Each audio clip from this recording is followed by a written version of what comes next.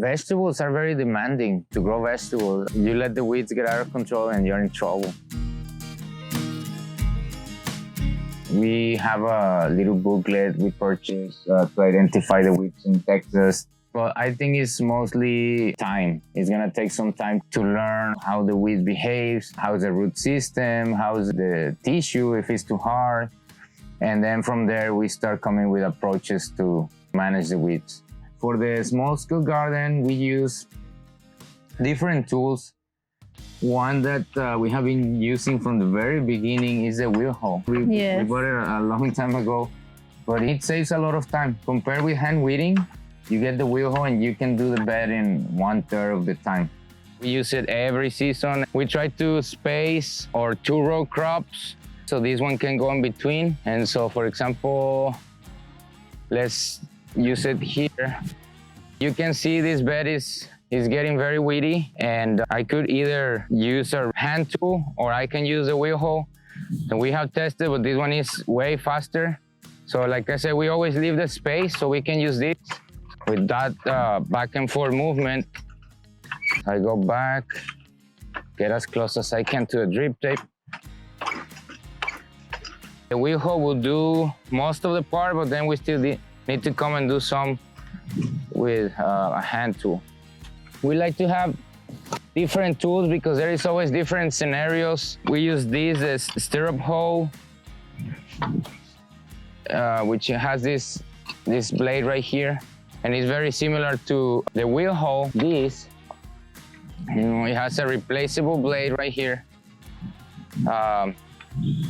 It moves back and forth, which allows you to make short moves around the plants, back and forth. And this is the same concept because it's also the blade moves back and forth. But this one is wider, and there is even a wider size that you can buy, like a foot long. This is gonna be the sunflower or pigweed right here. It's already getting there. You see, we have a bed of carrots. The plants are very small. We have a lot of this weed. So what we will do here is actually remove the drip tape and go with the stirrup hole. We like to have different types of garden hoes. For example, this one, it comes with this blade, very thin. This hoe is very light. We like to get these tools because they have a long handle. You know, I've seen some people like they're weeding like this, and then at the end of the day, their back is all worn out. So we like to get tools with long handles so we don't have to be bending down. And just be like this, you know, without bending down. And then we are moving into the more heavy duty. So depending on the weeds, depending on the stage that we are, you know, controlling the weeds. If they're small, we can use this one, which is very light, very fine blade. If they're a little bigger, we have this one.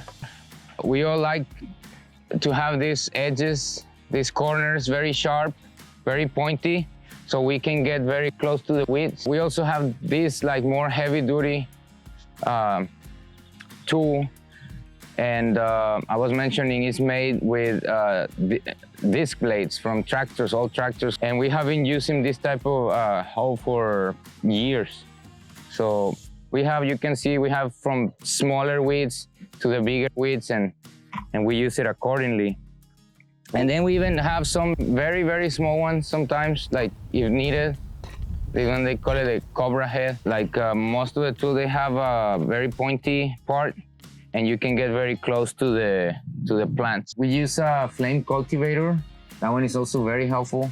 I mean, we had 4 beds right there where the weeds started to come up and they started to take over. Like I said, sometimes we see it, but we don't have the time to go and take care of them because of our other commitments.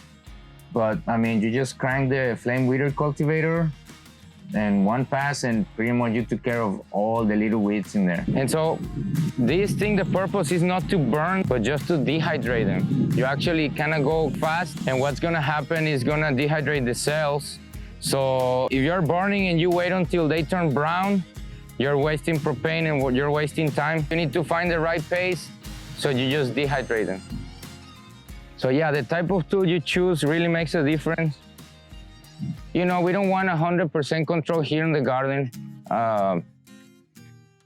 Just decent enough so, you know, so the plants grow, so they don't steal a lot of nutrients from the other ones.